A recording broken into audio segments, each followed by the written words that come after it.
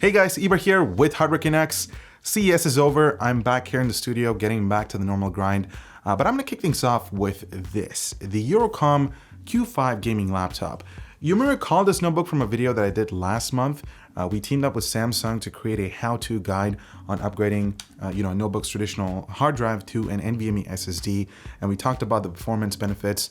So if you're interested to learn more about that, you can check it out right over here. Now, while I was working on that video, I noticed something interesting about the display on this notebook, because it sports a 15.6-inch 1080p TN panel at a refresh rate of 120 Hz. And that got me into thinking, well, how is it like gaming on a panel or on a laptop with a refresh rate of 120 Hz? Because normally we do see gaming monitors ranging from 100 all the way to 240 Hz, but you obviously have a slightly larger screen real estate to work with. But how is it like to actually game on a notebook? I mean, I did recently take a look at a notebook from Asus called the ROG Zephyrus that comes with a 120 Hz G-Sync display, which was absolutely fantastic. But that thing costs like $3,000, which is kind of ridiculous, and I really didn't like that notebook. But this seems to be on par with what I would expect, but it still has its limitations. So I'm going to talk about my experience. Most importantly, we will take an in-depth look at this notebook and talk about how it performs, its price point. Actually, speaking of its price point, this thing costs $2,000, and that ain't cheap, guys. That ain't cheap. Anyways, let's take a closer look right after this. The new Master Liquid all-in-one coolers are available in 120 and 240mm stylish radiator sizes, with air balance fans included for best airflow and RGB sync on the pump and the fans that are controlled via this hub or through your motherboard. Check out the ML120L and 240L down below. Okay, so let's get down to business. If you're thinking about creating content, say you want to edit photos or videos with a TN panel, don't even think about it. The contrast ratio on this panel lacks consistency, and it doesn't display colors as accurately as an IPS panel, especially when you're grading. Here's a comparison to the Gigabyte Aero 15X featuring a Pantone certified display. I've used this notebook to edit our recent CES videos, and I have to admit, this thing is a content creator's dream. If you're interested to learn more about this notebook, I'll link the video in the description down below. Anyways, coming back to the Q5, while the TN panel suffers color reproduction, it shouldn't pose a problem while gaming, since the number one thing that gamers care about is higher frame rates, lower response times, and possibly a display with a high refresh rate, to complement, obviously, a smoother gameplay experience. And that's exactly where the Q5 shines. With its 120 Hz refresh rate and 5 millisecond response time, it's very hard to pass this over an IPS display with a 60 Hz refresh rate. So there are some compromises to take when you're going for a 120 Hz TN panel versus a 60 Hz IPS panel. But I'd love to hear your thoughts on IPS versus TN displays on notebooks. Are you willing to compromise on, color reproduction for a high refresh rate, or vice versa on a gaming laptop? Not on monitors, but on gaming notebooks. Let us know in the comments down below. I also did a little bit of an experiment testing out how high refresh rates could affect battery life, and to my surprise, it really didn't. I ran the 3D Mark V Strike test on a loop until it drained the battery. On the first run, I had the display set to 120 Hz, and on the second run, I toned it down to 60. I logged the results using Batmon, and as you can see, there wasn't a difference whatsoever. This is also a really good time to comment on battery life for the Q5. It's really not that great. I mean, the maximum you could squeeze is maybe an hour, depending on what settings you play with. Now, normal usage would get you roughly 4 to 5 hours, depending on your usage, but it all comes down to hardware and software optimizations. I don't think Eurocom has done a pretty good job when compared to Gigabyte's Aero 15X, but that guy sports a much larger battery than the Q5, so do keep that in mind. Let's move on to the rest of the hardware. First up, the design. It's alright. Definitely not on par with the XPS 15 or even the Aero 15X from Gigabyte. The chassis is mostly made out of aluminum and plastic materials, and I would give it a solid 8 out of 10 in my books for build quality. You can spot a few red accents throughout the body, like this undefined logo that isn't even Eurocom's branding, unless if I'm mistaken. There are subtle red LEDs beside the logo that complements the aggressive design. The bezels are thick, but that could just be me because I'm so spoiled after using the Aero 15X. The keyboard, however, is fantastic. There is great tactile feedback. They don't feel mushy when typing, but rather there's a good amount of travel distance, which is awesome. They have received the RGB treatment, but you can only customize the colors either as an entire set or by 3 zones using software. I wish that they gave users the option to customize the colors on the WASD keyset, but perhaps we could expect that in the next revision. The trackpad is really good. Thankfully, they're using Windows Precision drivers over Elan or Synaptics, so you can take full advantage of the gesture control within Windows 10, which is a thumbs up from my end. There's a built-in fingerprint reader for your convenience, and it's quick at unlocking the notebook. The dedicated primary left and right buttons are within comfortable reach, and they don't require too much force to register, and I quite like this implementation over integrated buttons, but it may not be to your taste. Port selection is plenty on the Q5.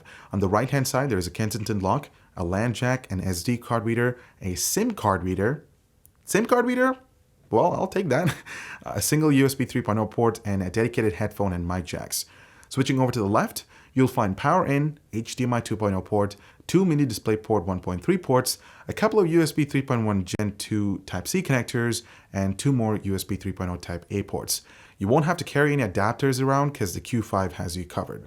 It's a lot more than what you would get with the Aero 15X, and here's a side-by-side shot comparing both of them with regards to how thick or thin they are. Let's talk about specs. So the Q5 features a Core i7-7700HQ quad-core CPU, 16GB of RAM, a GTX 1070 in its Max-Q design, a 256GB Samsung 850 EVO SATA SSD, and a 1080p 120Hz TN display. And this particular configuration costs $2,200. Remember, $2,200. And I'm going to let that sink into your minds for a moment, because personally, in my opinion, that's a complete ripoff. Because first and foremost, you're getting a SATA-based SSD instead of NVMe at a much lower capacity. And if you're trying to bump up that storage using their online configurator, you're going to be paying a lot more than what you would normally be doing. But I think part of that premium involves the fact that you can actually upgrade this notebook and customize it to the spec you desire. You can't necessarily do that with the Aero 15X or the ROG Zephyrus because that would void your warranty, and actually getting into those notebooks is quite complicated. So here's what I would recommend is, pick up the very bare bones basic system. So probably get 8GB of RAM, maybe a traditional hard drive, and then pick up the aftermarket parts. So like the 16GB RAM kit and an NVMe SSD from a retail channel, and just upgrade it yourself. You're going to save a lot of money that route. But either way, I mean, thinking about it, I don't think it still offers a lot more value, because personally, I prefer the Aero 15X over the Q5 in a lot of ways, because that notebook is priced exactly around $2,000, and it comes with great design, fantastic display, and of course the performance is just right on par with the Q5. But I just prefer that over the Q5. So upgradability is fairly simple on the Q5. I'm so glad Eurocom has included a warranty void if removed sticker. The user has full control to upgrade the components. So once you have access to all 11 screws, you can open the lid and you find access to the 2.5-inch hard drive bracket. There's an empty M.2 slot that can support an NVMe drive, and the RAM is also upgradable as well. Switching over to performance, the Q5 blazes through most titles at 1080p set to high settings, and this is all thanks to the GTX 1070 in its Max-Q design. Battlefield 1 at 1080p set to high averaged well over 100 frames per second. Overwatch set to Epic gave us roughly 74 frames per second. Doom set at Ultra using the Vulkan API was blazing through the gameplay, dishing out well over 120 frames per second. Tom Clancy's Ghost Recon Wildlands, which is a heavily demanding title, averaged around 60 frames per second, and this is at the very high preset. You could get away with some 1440p gaming if you connect the notebook to an external display, but you'll have to fiddle around with the settings to get a comfortable experience. Now, I do have a few concerns with regards to the acoustic performance on the Q5, because both under idle and load situations, the fans do ramp up quite often. I think this is probably due to the cooling solution being integrated to cool the GTX 1070 Max-Q. But most importantly, the WASD keyboard, the WASD area section of the notebook got relatively warm while gaming, and it was kind of comfortable or uncomfortable because my fingers got sweaty, and yeah, overall it wasn't really a pleasing experience. So that's something to keep in mind if you're considering the Eurocom Q5. CPU and GPU temperatures were really good, and this makes sense because the fan was trying so hard to cool both the components. So as you can see, I got around 45 degrees idle with the CPU and around 84C under load, and this is during our AIDA64 stress test. During gaming, the GPU got as far as 74C, which is not bad. It's definitely respectable, but I thought the whole idea of Max-Q was to give users higher performance in a relatively thinner form factor without sacrificing on thermal efficiency. but unfortunately, the Q5 struggles to checkmark some of those tasks.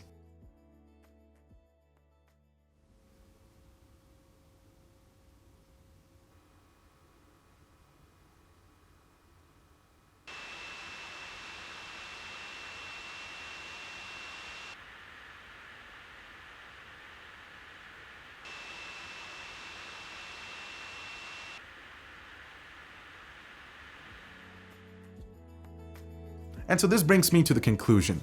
The Eurocom Q5 is an interesting notebook in a lot of ways. I mean, for one, you have a lot of options to play around with, especially when configuring the notebook to the spec you like. The only problem is that I find that it's a 2015 notebook with 2017 specs, because the design is not that outstanding, especially when compared to the Aero 15X. I can't go back to using a notebook with thicker bezels. The performance is great, given that it has a GTX 1070 and its Max-Q design. You can blaze through 1080p gaming. You can also get away with some 1440p gaming as well, but be mindful that the notebook does get louder under gaming and sometimes even idle scenarios where the fan just ramps up randomly.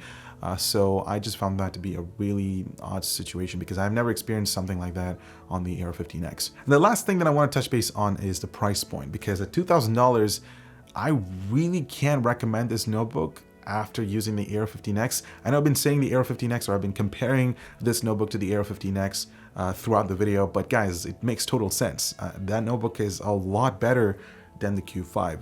It has a beautiful display, the design is absolutely great, I love the thin bezels. Yeah, just probably go get the Aero 15X, skip this guy. But I'd love to hear your thoughts on the Eurocom Q5 gaming laptop. What do you guys think about the notebook?